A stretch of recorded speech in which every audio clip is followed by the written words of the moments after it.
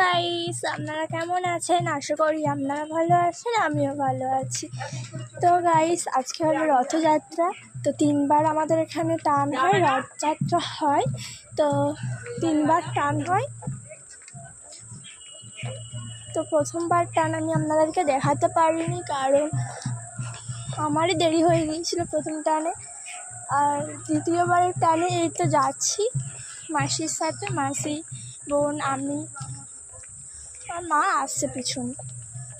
তো যাই হোক, আমাদের বাড়ি থেকে একদমই কাছে, তাও আমরা লেটুস। গাইস, আপনারা হয়তো শুনতেই পাচ্ছেন মাইকে হাঁকছে। আপনারা অনেকেই এসে থাকেন এই ফতেপুর রথযাত্রাতে।